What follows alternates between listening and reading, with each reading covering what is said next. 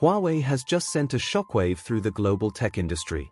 Against all odds and in the face of some of the harshest sanctions ever imposed on a technology company, the Kirin 9020 is here. This isn't just another smartphone processor launch, it's a statement, a bold declaration that Huawei refuses to be broken, and that US sanctions have not stopped the company's march forward.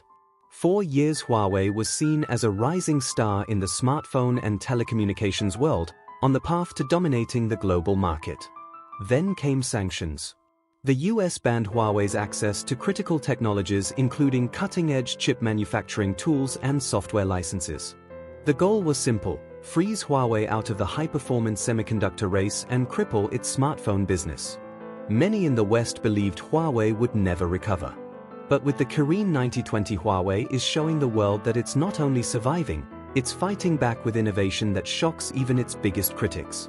The Kirin 9020 is being positioned as a true flagship chip built to rival the best processors from Qualcomm, Apple and Samsung. What's astonishing is that Huawei is achieving this despite restrictions on advanced manufacturing equipment. The new chip reportedly uses a highly optimized architecture that pushes efficiency and raw performance beyond what many thought possible under sanctions. Early benchmarks and leaks suggest that the Kirin 9020 delivers blistering speed, cutting-edge AI capabilities and a GPU powerful enough to handle high-end gaming and intensive apps without breaking a sweat. But this story is bigger than just performance numbers. The Kirin 9020 represents resilience. Huawei has found ways to redesign its supply chain, push domestic Chinese semiconductor firms to the forefront and invest billions in research and development to stay alive. With every new Kirin release, Huawei demonstrates that it can still move forward even if the path is blocked by international pressure. The launch of the Kirin 9020 also raises a question: are sanctions truly effective, or are they accelerating technological self-sufficiency in China? Instead of halting Huawei, these restrictions may have fueled the company's determination to reduce dependency on foreign suppliers. The Kirin 9020 is not just a processor, it's a symbol of technological sovereignty, and it sends a message that China's semiconductor industry is learning to stand on its own 2 feet. This moment also impacts global competition. If Huawei's new chip performs at the level it promises, then companies like Apple and Qualcomm have a real competitor back in play. Consumers will once again see Huawei devices at the top tier of performance charts, offering features that rival or even surpass their American and Korean counterparts.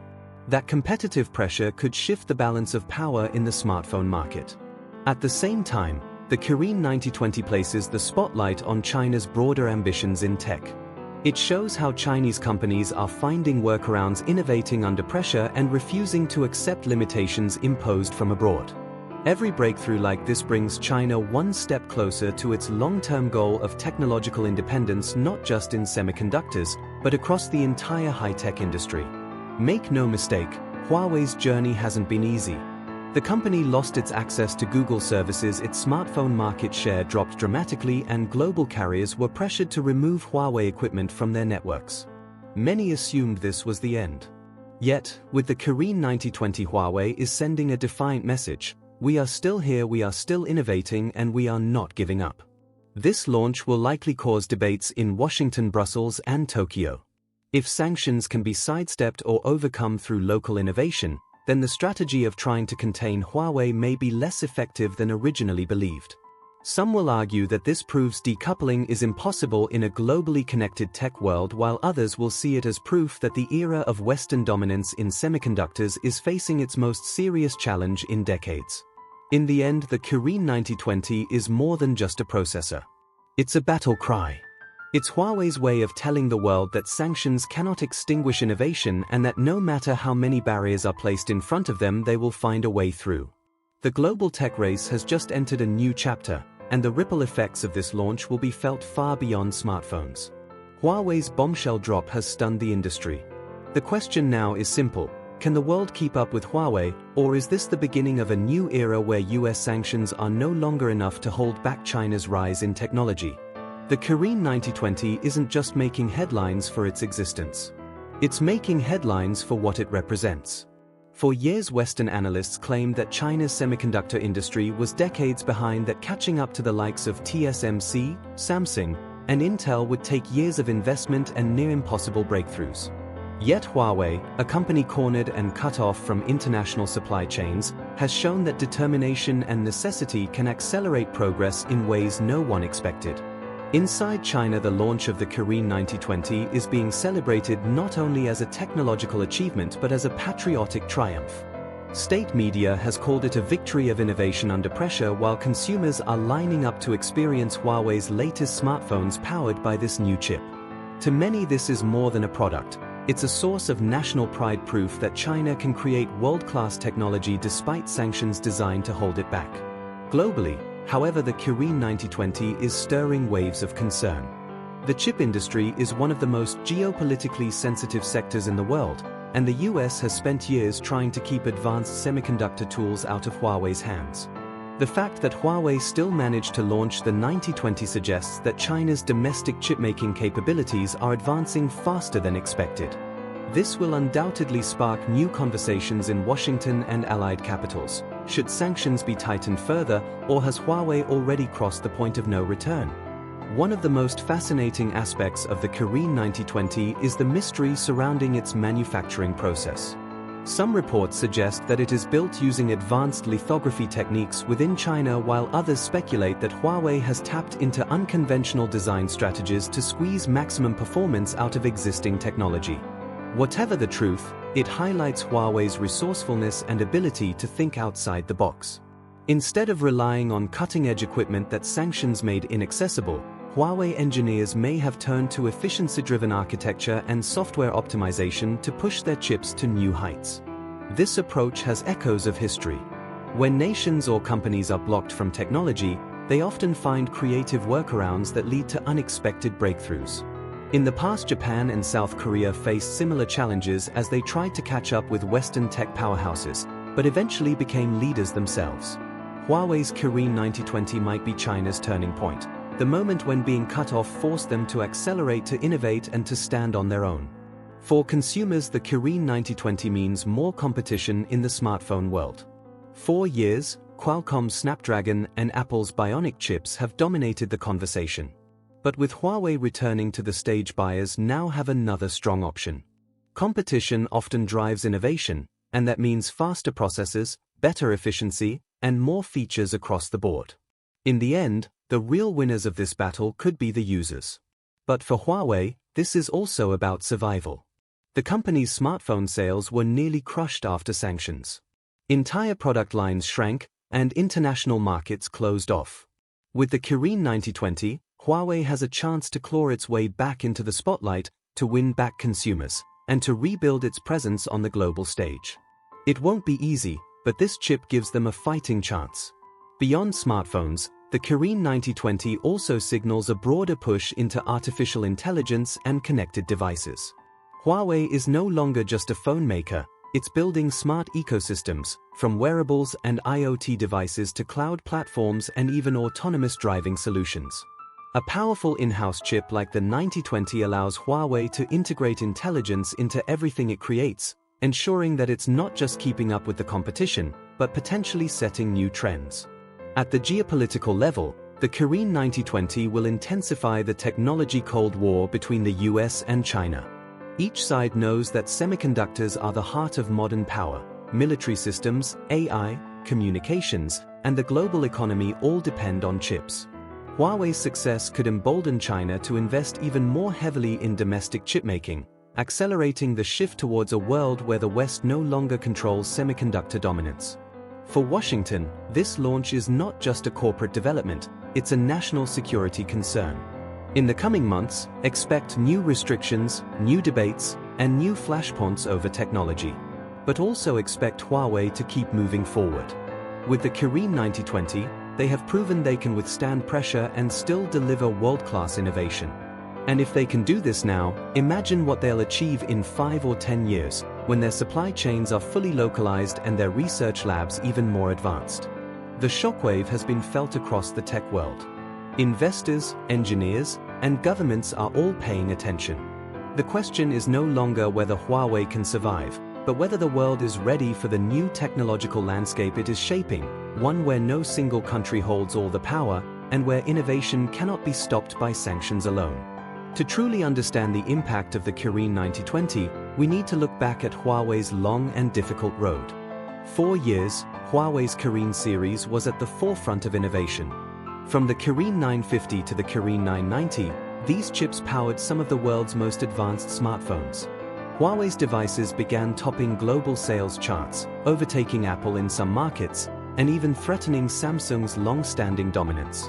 By 2019, Huawei was seen not just as another phone manufacturer, but as a company capable of reshaping the entire mobile industry.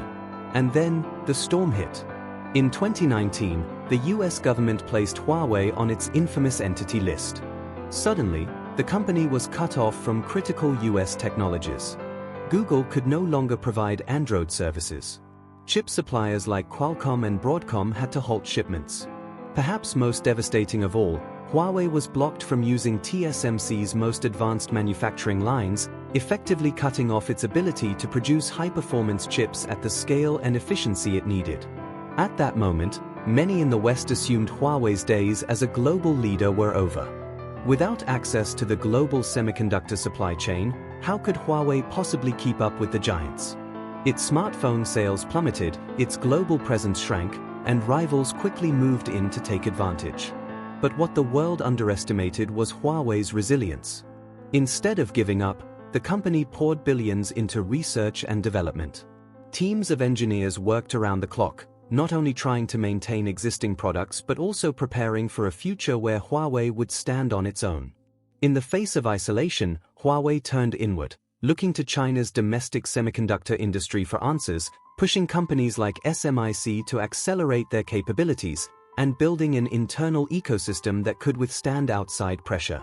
The Kirin 9020 is the product of that struggle. It represents years of sacrifice, trial, and error. Every transistor, every circuit, and every line of code tells the story of a company that refused to back down. And now, as it powers Huawei's flagship devices, it's a reminder that innovation cannot be locked away forever. From a technical perspective, the Kirin 9020 may not yet match the bleeding-edge 3nm chips produced by TSMC for Apple. But what makes it remarkable is that Huawei has achieved near parity despite working under sanctions. Through architectural innovation, custom design, and highly efficient engineering, Huawei has managed to create a processor that rivals some of the best in the world, without relying on the very tools it was denied. Industry experts are stunned. If Huawei can achieve this level of performance now, what happens in the coming years when Chinese lithography technology matures further? Already, domestic efforts are underway to develop next-generation EUV lithography machines, memory chips, and advanced packaging techniques. Every success brings China closer to independence in semiconductors, and the Kirin 9020 is a giant leap in that direction. For Huawei's competitors, this is a wake-up call. Apple, Qualcomm, and Samsung may have assumed that sanctions gave them a clear advantage. But the Kirin 9020 puts Huawei back in the fight. Consumers will now compare Huawei's flagship devices directly with iPhones and Galaxy models, not as underdogs, but as equals, or perhaps even as leaders in certain areas like AI integration, battery efficiency, and 5G performance. This chip also reignites the debate about globalization. For decades, the tech world was built on interconnected supply chains, silicon from one country, design from another, manufacturing from Taiwan or South Korea, and assembly in China. Sanctions have fractured that model. Now, we are witnessing the rise of parallel technology ecosystems, one led by the West and another driven by China. The Kirin 9020 is proof that this split is not only real, but accelerating. The consumer response has been overwhelming. In China, Huawei's smartphones powered by the Kirin 9020 sold out within hours of release. People waited in long lines, not only because they wanted the latest device, but because they wanted to support a company that had become a symbol of national resilience. For many, buying a Huawei phone is not just a personal choice, it's a political statement, a show of pride in China's ability to stand tall despite foreign pressure. Internationally, reactions are more mixed. Some see Huawei's comeback as a triumph of determination while others view it as a strategic threat. For the US and its allies, The Kirin 9020 demonstrates that sanctions alone cannot stop China's technological rise. It raises the uncomfortable question: if Huawei can succeed under these conditions, what happens when the restrictions inevitably weaken or fail? At the same time, the Kirin 9020 forces Western policymakers to reconsider their strategies. Do harsher sanctions need to be imposed, risking even greater escalation of the tech Cold War?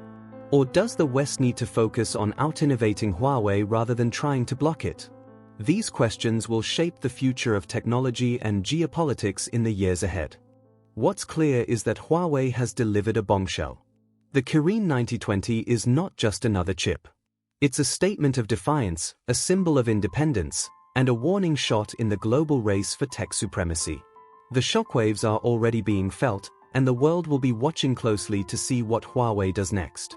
When we talk about Huawei's Kirin 9020, it's easy to focus only on the chip itself. The specifications, the benchmarks, the speed tests. But the real story lies in the struggle behind the scenes, the long, difficult journey that turned this chip into a symbol of survival. Huawei has always been more than just a phone company. Founded in 1987, it began as a small supplier of telecommunications equipment in Shenzhen. Over decades, it grew into a global powerhouse, building 5G infrastructure, smartphones, and cloud systems that rivaled anything the West could produce. By 2018, Huawei was no longer simply catching up, it was setting the pace. Its devices were considered among the best in the world, and its 5G leadership was unmatched. That was precisely the moment when it became a target. The US sanctions were not only about one company. They were about control of the future. Whoever leads in 5G, in AI, and in advanced chips will hold the keys to the digital economy and military power of the next century. Cutting Huawei off was seen as a way to slow China's rise. And for a time, it worked. Huawei's phone sales collapsed in global markets, from Europe to Latin America. Its access to critical suppliers was choked off. Its path forward looked impossible. But where many companies might have crumbled, Huawei chose to double down. It invested heavily in its high-silicon chip division, in domestic foundries, and in software alternatives. It began developing HarmonyOS as a replacement for Google's Android. It funded local companies building chip-making tools, chemicals, and raw materials, knowing that without these, independence was impossible. Every sanction forced Huawei to find an alternative, and each alternative made China's tech ecosystem stronger. That's why the Kirin 9020 matters. It is the fruit of years of forced innovation. A chip that exists not because Huawei wanted to outdo Apple or Qualcomm, but because Huawei had no choice but to survive. And survival often creates the strongest innovations. Technically, the Kirin 9020 represents a mastery of balance. It combines high performance with energy efficiency, leveraging custom AI accelerators that Huawei believes will redefine what smartphones can do. It's not only about running apps faster, it's about enabling real-time language translation, advanced image recognition, seamless gaming, and next-level battery management. In an era where AI is becoming the soul of technology, Huawei has built a processor that can handle tomorrow's demands today. And while Western media debates whether Huawei's chip is as advanced as Apple's or Qualcomm's latest, the bigger story is that it exists at all. Under sanctions designed to suffocate it, Huawei delivered a flagship-level processor. That alone is extraordinary. For China, the Kirin 9020 is more than a technological victory. It's a psychological one. It sends a message to the world. No matter the restrictions, no matter the obstacles, Chinese technology will find a way forward. This message resonates far beyond semiconductors. It applies to electric vehicles, to aerospace, to AI, and to clean energy. If sanctions drive innovation instead of stopping it, the global balance of power could shift faster than anyone anticipated. Meanwhile, for consumers, this is a chance to witness the return of real competition. Huawei smartphones, powered by the Kirin 9020, are once again on par with the very best. They offer advanced cameras, sleek designs, and unmatched battery life, now backed by a homegrown chip that proves their independence. For years, many users felt Huawei had been robbed of its chance to compete fairly. Now, that chance has returned. But competition isn't the only ripple effect. Governments are paying attention. Washington sees the Kirin 9020 as a warning sign. Europe faces pressure to choose sides between American allies and Chinese suppliers. Nations in Africa, the Middle East, and Latin America, where Huawei's network equipment is already dominant, are likely to embrace Huawei smartphones again, further deepening China's global tech influence. Every Huawei device powered by the Kirin 9020 becomes a tool of soft power, spreading Chinese technology to every corner of the globe. And yet, the story doesn't end here. The Kirin 9020 is just one step in a longer journey. Huawei's real goal is not simply to catch up, it's to leap ahead. Already, whispers from within China suggest that even more advanced designs are in the works, with breakthroughs in lithography, chip stacking, and quantum-inspired processing techniques. The sanctions that were meant to freeze Huawei in place may have, instead, accelerated China's determination to lead the next generation of computing. This is why the Kirin 9020 is a bombshell. It isn't about one chip. It's about the shift in momentum. For decades, the West believed it could control the direction of global technology through dominance of semiconductors. But with this launch, Huawei is showing that the monopoly on innovation is breaking. The race is now open. And in that race, Huawei has just re-entered the field with force. The world is watching closely. Consumers want faster, better devices. Companies want to know who will lead in AI and 5G. Governments want to know if sanctions still work. And Huawei? Huawei wants the world to know that it is not defeated. The Kirin 9020 is its declaration of survival, its signal flare in the global tech battlefield. The question now is not whether Huawei can survive. The question is how far it can rise, and whether the rest of the world is prepared for a future where Chinese innovation cannot be contained. The Kirin 9020 is not just the story of a single company. It's the story of an entire global industry being reshaped under pressure. To understand why this moment matters, we need to look at the semiconductor industry itself, how chips are born, and why controlling them is the ultimate power play in the modern world. Every smartphone chip, no matter who designs it, starts with silicon wafers. These wafers are etched with billions of tiny transistors using photolithography machines, some of the most complex and expensive equipment ever built by humans. Only a handful of companies in the world are capable of producing these machines, with ASML of the Netherlands holding a near monopoly on the most advanced versions. Without access to them, manufacturing chips at the smallest, most efficient scales becomes incredibly difficult. This is why US sanctions hit Huawei so hard. By cutting off access to ASML's advanced EUV lithography tools, and by pressuring Taiwan's TSMC to halt shipments, Washington believed it had locked Huawei out of the future. And for a time, it seemed true. Huawei's once powerful Kirin line disappeared. The company was forced to rely on leftover stockpiles and lower-end processors just to keep its devices on the market. But technology has a way of adapting under constraint. Huawei and its domestic partners reportedly turned to alternative methods, older DUV lithography combined with ingenious chip design, multi-patterning techniques, and efficiency optimizations. The result is astonishing, a processor built without the forbidden tools, yet still capable of rivaling chips produced by the world's leading foundries. This is what makes the Kirin 9020 so controversial. It defies expectations, and it exposes the limits of sanctions as a long-term strategy. For China's semiconductor industry, this moment is a rallying cry. Domestic firms like SMIC, YMTC, and Huahong are investing heavily to fill every gap, whether in memory chips, processors, or specialized AI accelerators. Billions of dollars in state funding are being poured into research, and thousands of engineers are being trained to close the technological divide.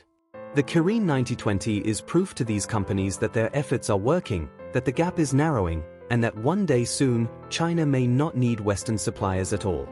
Meanwhile, Huawei's rivals are watching nervously. Apple relies heavily on its supply chain in Taiwan and South Korea. Qualcomm depends on global partnerships to maintain its lead in mobile processors. If Huawei and China succeed in creating a fully independent semiconductor ecosystem, the balance of power could shift dramatically. No longer would the West hold the keys to the chip industry. Instead, the world could be split into two spheres, one dominated by American and allied companies, and another driven by Chinese innovation. For ordinary consumers, this might sound like a distant battle fought in boardrooms and factories. But the consequences will be felt in daily life. The phone in your pocket, the car you drive, the networks that connect your home, all of these depend on semiconductors. If Huawei's defiance sparks faster innovation, prices could fall, features could expand, and new technologies could arrive sooner. But it could also mean higher tensions, trade wars, and a future where choosing a smartphone is also a choice of political allegiance. Inside China, the Kirin 9020 has already become a cultural phenomenon. National media celebrates it as a victory over Western pressure. Tech enthusiasts tear down devices, proudly analyzing the chip's architecture to showcase Chinese progress. Consumers rush to stores, eager to support Huawei not only as a brand, but as a symbol of independence. Buying a Huawei phone is no longer just about specs or features, it's about being part of a larger movement, a statement of resilience. And Huawei knows this. The company's marketing subtly positions the Kirin 9020 as more than technology. It's portrayed as a miracle of persistence, as a story of engineers who worked through sleepless nights, as a symbol of a nation's refusal to be cornered. In a world where technology is often faceless, Huawei has turned its chip into a legend. But outside China, the narrative is far more divided. Some analysts praise Huawei's achievement, calling it proof that competition drives innovation. Others warn that it signals the beginning of a dangerous new phase in the tech Cold War. Governments wonder whether their strategies need to change. If sanctions only delay the inevitable, are they still effective? Or do they simply motivate rivals to accelerate faster than ever before? Meanwhile, questions swirl around how Huawei pulled this off. Did it quietly develop its own supply chains in secret? Did it rely on domestic breakthroughs that outsiders underestimated? Or are there hidden collaborations behind the scenes that helped it overcome the technological blockade? Huawei remains silent on the exact details, leaving the world to speculate. That mystery only adds to the intrigue. And beyond the technical achievements, the Kirin 9020 represents something more profound: the shifting tides of global leadership. For decades, the United States and its allies dictated the flow of advanced technology. They controlled the patents, the supply chains, the research labs, and the markets. But now, with every chip like the Kirin 9020, with every smartphone powered by it, that dominance is being challenged. The rules are changing, and the future looks less certain for those who once held unquestioned control. The Kirin 9020 is not an isolated event. It's part of a pattern of China rising in fields once dominated by others. Electric vehicles, renewable energy, 5G infrastructure, artificial intelligence. One by one, China is proving that it can compete, and sometimes even lead. Each breakthrough narrows the gap, each achievement brings a new wave of momentum. The sanctions, meant to slow this rise, may instead be fueling it. And as Huawei continues to move forward, the world is left wondering, if this is what the company can achieve under pressure, what will it be capable of when the pressure finally breaks? And so, the Kirin 9020 is not just a chip. It is a declaration. A statement that despite the walls built around it, Huawei has found a way to rise, to innovate, and to redefine the rules of the game. From early struggles to global dominance, from sanctions to silence, and now, to a thunderous comeback, Huawei has shown the world that limits are only challenges waiting to be broken. For China, the Kirin 9020 is more than technology. It is independence. For the West, it is a warning. And for the rest of the world, it is a glimpse into a future where power, performance, and pride converge on a single piece of silicon. The question now is simple. If Huawei has already defied the impossible once, what happens when they do it again?